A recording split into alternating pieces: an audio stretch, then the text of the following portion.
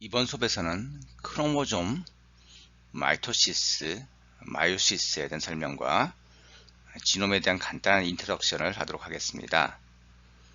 역시 매우 기초적인 내용이고 DNA 스트럭처에 대한 수업과 사전 지식이 필요합니다. 사람 지놈이 몇 글자짜리 디지털 코드냐라는 질문에 대해서 대부분 30억이라는 숫자를 쉽게 답할 수 있을 것 같습니다. 하지만 이 질문은 굉장히 모호한, 좀 잘못된 질문입니다. 그래서 질문을 좀 더 정확하게 해보았습니다. 어떤 세포 종류인지, 셀 사이클 어떤 페이스인지, 그리고 정확히 무엇을 묻는 것인지 다시 한번 물어봤습니다. 자, 한번 잠시 강의를 멈추고 답을 한번 생각해 보시기 바랍니다. 우선 크로모점에 대해서 먼저 좀 생각을 해보겠습니다. 자, 이 그림이 뭐죠? 크로모점 그림 맞나요? 우리는 항상 크로모점을 이렇게 X자 형태로 그립니다.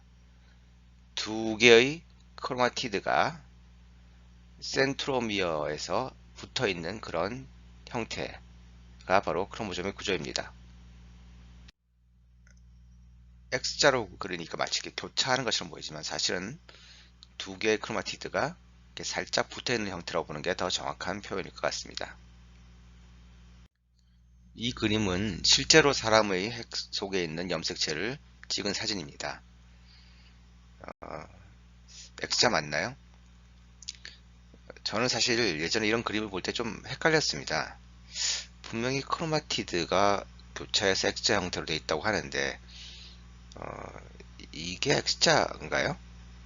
혹시 이렇게 X자로 되어 있는데 이게 떨어진 건가요? 아니면 요 하나 약간 굵어 보이는 이게 X자인가요? X자 같지 않아 보이는데 크로마티드는 뭐고 또 상동연수체는 또 뭘까요? 크로마티드 두 개가 서로 상동연수체인가요?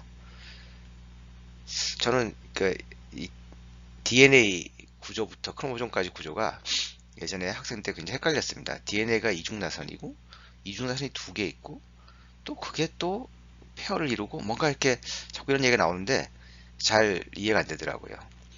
한번 저랑 같이 다시 한번 정리해 보도록 하겠습니다. 결론부터 말씀드리면 이 X자 형태 크로모점은 두 개의 크로마티드가 센트로미어를 통해서 붙어 있는 것이고 하나의 크로마티드는 한 가닥의 더블 헬릭스, 즉 이쪽이 5'에서 3', 반대쪽은 5'에서 3' 이어지는 더블 헬릭스 한 가닥이 꼬여서 만들어진 것이 한 크로마티드고 나머지 크로마티드도 또 다른 더블 헬릭스가 꼬여서 만들어진 겁니다. 즉 이런 X자 형태의 크로모점이라고 하는 것은 두 가닥의 더블 헬릭스가 꼬여서 모여져 있는 것입니다. DNA 구조 수업에 설명을 했지만 DNA 더블 헬릭스에서 한 베이스 페어와 한 베이스 페어 사이의 간격은 3.4 옹스트롬입니다. 1 옹스트롬은 10-10승 미터죠. 그리고 휴먼 지롬 전체를 30억 베이스 페어라고 생각한다면 30억 곱하기 3.4 옹스트롬 하면 대략 약 1m가 나옵니다. 그러니까 인간 게놈을 이루는 더블 헬릭스 DNA를 쫙 다 이으면 거의 1m에 해당하는 긴 실이 되는 거죠. 그 길다란 실이 조그만한 세포 핵 속에 들어가야 있어야 됩니다. 그러니까 이 실이 그냥 그렇게 풀어져 있을 수는 없겠죠. 우선 전체가 한 가닥이 아니라 몇 가닥으로 잘려져 있습니다. 그게 크로모점이고요. 그리고 한 크로모점 내에서도 DNA가 그냥 풀어져 있지 않고 이렇게 히스톤, 옥타몬을 둘러싸는 형태의 뉴클리오솜을 이루고 있고요. 이런 구조가 다시 꼬여서 크로마틴 5, 30나노미터 굵기의 크로마틴 5를 이루기도 하고 더 꼬여서 유크로마틴 또는 헤테로크로마틴 리전을 이루기도 합니다. 그리고 이것이 실제로 아주 빽빽하게 꼬여가지고 이 한 가닥이 길다란 한 가닥의 더블 헬릭스가 아주 컨덴스하게 모여 있으면 그것이 바로 크로모점 형태가 되는 것입니다. 인간 게놈이 35 베이스 페어로 구성되어 있다고 하지만 사실은 정확한 표현은 아닙니다. 정자나 난자와 같은 그런 해플로이드 셀들은 실제 30호 베이스 페어의 유전체 정보를 가지고 있습니다. 이런 정자와 난자가 만나서 수정란을 만들고 이 수정란이 계속 체세포 분열을 해서 우리 인간을 이루는 거의 모든 세포를 만들어냅니다. 따라서 인간의 대부분의 세포들은 다이플로이드 셀이고 그 셀들은 60억 베이스 페어의 유전체 정보를 가지고 있습니다. 참고로 이 30억 베이스 페어에 해당하는, 사실 한 세트에 해당하는 그런 정보 양을 해플로이드라고 하고 60억 베이스 페어에 해당하는 정보 두 세트의 정보를 다이플로이드라고 합니다. 두 세트가 다이 2인데 한 세트가 해프 반이라고 부르는 것도 사실 좀 이상한 용어이긴 하지만 관례적으로 이렇게 써왔습니다.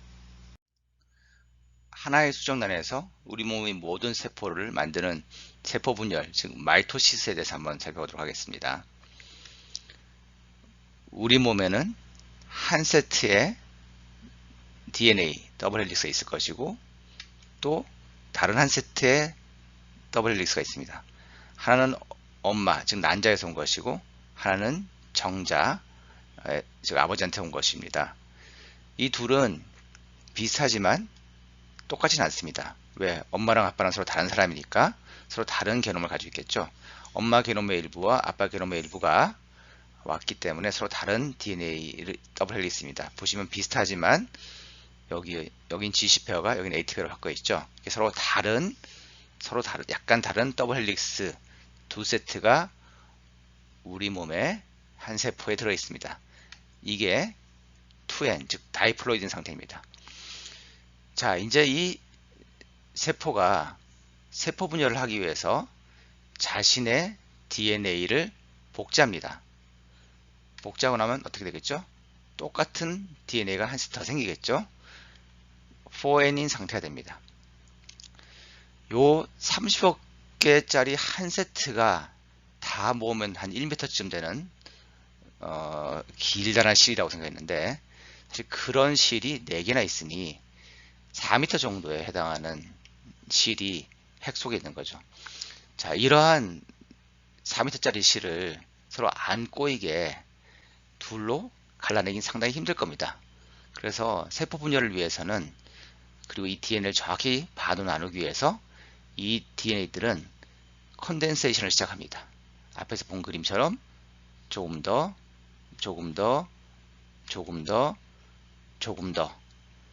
뭉치기 시작해서 아주 단단하게 뭉쳐서 하나의 크로마티드가, 하나의 더블 헬릭스가 하나의 크로마티드를 이루도록 이렇게 같은, 예를 들면 1번 크로모좀 하나가 이런 4개의 크로마티드, 즉 4개의 더블 헬릭스 구조를 가지면서 각각 X자 형태의 크로모점으로 모양을 갖추게 됩니다. 이런 상태에서 이 두 크로모점을 우리는 상동 염색체, 호몰로그스 크로모점이라고 합니다. 엄마에서 온 1번 크로모점과 아빠에서 온 1번 크로모점은 서로 비슷하지만 다르죠. 다르지만 비슷하죠. 그래서 비슷한 서로 다른 염색체라는 의미에서 상동 염색체라고 하는 것이고요. 한 상동 염색체를 구성하고 있는 2개의 크로마티드는 사실은 완벽하게 동일한, 방금만 복제해서 완벽하게 동일한 더블 헬릭스들입니다. 그리고 이 두 상동 염색체들은 마이토시스 때는 전혀 서로 만나지 않습니다. 별개의 크로모점으로 행동합니다. 세포 분열이 시작되면 중심체 센트리올이 생기고 여기서부터 마이토틱 스핀들, 방추사가 뻗어나와서 염색체 센트로미어 지역에 있는 카이네토코어라는 곳에 가서 달라붙게 됩니다. 그리고 양쪽으로 서로 잡아당기는 거죠. 양쪽으로 잡아당기다 보니까 균형을 맞추게 돼서 결국 가운데 부분, 적도판이라고 불리는 가운데 부분에 쭉 배열하게 됩니다. 양쪽으로 팽팽하게 잡아당기는 와중에 세퍼레이즈라는 효소가 이 가운데에 연결 부위를 잘라주면 드디어 양쪽으로 당겨져 가게 되고요. 그러고 나서 세포질이 둘로 갈라지고 나면 세포 분열이 완성된 것이고, 이 한쪽 딸 세포는 다시 원래대로 2N 다이플로이드 셀이 됩니다. 이번엔 마요시스에 대해서 알아보겠습니다. 여러분들이 나중에 리컨비네이션, 링키지 어널리시스나 또는 링키지 디스ኢ퀄리브리엄, LD 같은 것을 이해하려면 사실 마요시스에 대해서 잘 아셔야 됩니다. 이게 마요시스에 대해서 한번 설명드리도록 하겠습니다. 시작은 똑같습니다. 2N의 전체 정보를 가지고 있는 셀, 다이플로이드 셀에서 S베이스를 거쳐서 4N이 되고요. 그 다음에 염색체가 만들어집니다. 자, 이 상태에서 이까지는 마이토시스와 똑같은데 여기서부터 마이토시스와 마요시스의 차이가 나타납니다. 여기서 상동 염색체 간에 서로 인터랙션이 생깁니다. 마이토시스에서는 상동 염색체, 즉 엄마한테서 온 1번 크로모솜과 아빠한테서 온 1번 크로모솜은 서로 남남인 것처럼 행동했는데 마요시스 때는 이 두 염색체가 서로 비슷한 시퀀스를 가진 염색체가 서로 달라붙게 됩니다. 그리고 나서 크로스오버, 그 비슷한 시퀀스 간의 DNA 더블 헬릭스가 끊어져서 교환되는 호몰로거스 리컨비네이션이라는 현상을 통해서 4개의 크로마티드가 서로 엇갈려지는 그런 크로스오버 현상이 일어나게 됩니다. 크로스오버가 먼저 일어나고 그러고 나서 이 염색체가 서로 분리될 때는 다시 상동 염색체끼리 원래 엄마의 것이었던 거와 아빠의 것이었던 것끼리 다시 분리돼서 첫 번째 스테이지를 끝내게 되고 두 번째 스테이지에서는 이 X자 형태로 붙어있던 두 개의 크로마티드가 두 개의 도토셀로 나누어지게 되어서 각각의 하나의 세포가 하나의 크로마티드, 즉 1N의 정보를 가지는 해프로이드 셀이 되게 됩니다. 그리고 이 해프로이드를 구성하는 크로마티드는 원래 엄마와 아빠에서 온 크로마티드가 그대로 온 것이 아니라 크로스오버 과정을 겪으면서 엄마 거와 아빠 것이 적절히 섞인 형태의 크로마티드가 만들어지게 되는 것입니다. 자, 앞에서 냈던 퀴즈를 한번 풀어볼까요? 사람 세포 속에 있는 유전 물질의 양은 해프로이드 셀에서 35 베이스 페어입니다. 그리고 이것은 23개 크로모솜에 나눠져 있습니다. 1번부터 22번까지, 그리고 X 또는 Y 크로모솜이 정자 또는 난자에 들어있는 거죠. 35 베이스 페어의 DNA, 즉 더블 헬릭스가 모두 23분자 들어있는 겁니다. 다이플로이드는 이런 정자와 난자가 만나 생긴 거기 때문에 모두 60억 베이스 페어 염기성을 가지고 46개의 염색체를 가지게 됩니다.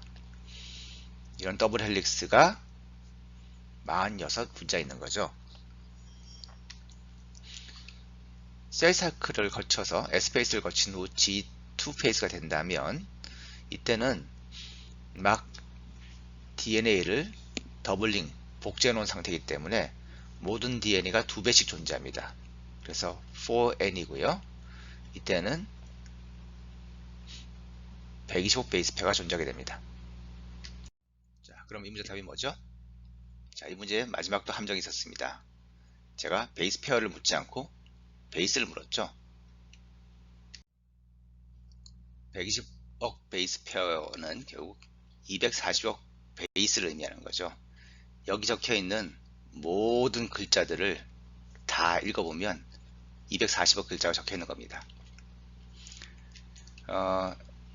나중에 혹시 설명할지 모르겠지만 우리가 레퍼런스 지놈이라고 하는 것이 이렇게 휴먼 지놈의 한 세트에 파지티브 스트랜드만 쫙 모아 놓은 건데요. 이게 30글자죠. 근데 실제로 G2 페이스의 다이플로이드 셀 속에는 이거의 8배에 해당하는 분량의 뉴클레오타이드가 존재하게 됩니다. 다시 한번 정리해 볼까요? 보통의 다이플로이드 셀에는 이렇게 두 세트의 각각 더블 헬릭스 한 가닥이고 여기 또 다른 더블 헬릭스 한 가닥입니다. 엄마한테서 온 거 아빠한테서 온 거 서로 다른 시퀀스가 다른 이게 지금 1번 크로모좀 하나만 이렇다는 얘기고요. 다시 2번, 3번, 4번도 다 이런 식이죠. XY는 조금 복잡하지만 XY는 나중에 따로 기회가 되면 말씀드리겠습니다. 어쨌든 염색체 하나가 이렇게 풀어진 상태의 더블 헬릭스로 두 세트 존재하는 것이 보통의 세포입니다.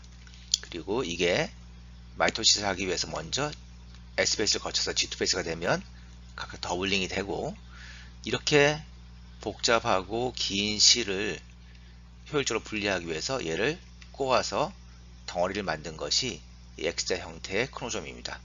이 X자 형태는 방금 만든 두 세트의 똑같은 더블 헬릭스 DNA가 복제된 상태에서 아직 덜 떨어진 채로 붙어 있는 거고, 이게 다시 분리되고 나면 원래대로 돌아가는 거죠.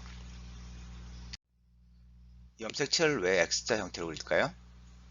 왜냐하면 우리는 이때만 염색체가 보이기 때문입니다. 이 다른 때는 염색체가 안 보입니다. 그러니까 우리가 염색체라는 형태를 볼 때는 반드시 G2 페이스 이후에 M 페이스 갈 때 그 사이에만 보이게 됩니다.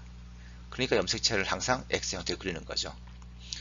자, 보통 모식도로 이렇게 그려놓긴 하는데, 뭐 맞는 말 잘 그렸죠. 그러니까 요 하나하나가 크로마티드고, 이 두 개는 방금 복제된 상태로 서로 똑같은 더블 헬릭스가 가운데 센토미어를 통해서 가운데 붙어 있는 겁니다.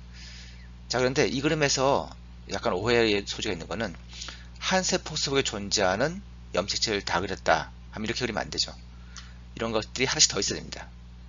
1번도 하나 더 있고 2번도 하나 더 있고 3번도 더 있어야 됩니다. 그러니까 이걸 보면서 잠깐만, 이쪽 가닥과 이쪽 가닥이 삼동ling 염색체야? 이게 엄마한테서 오고 이게 아빠한테서 온 거야? 이러면 안 됩니다.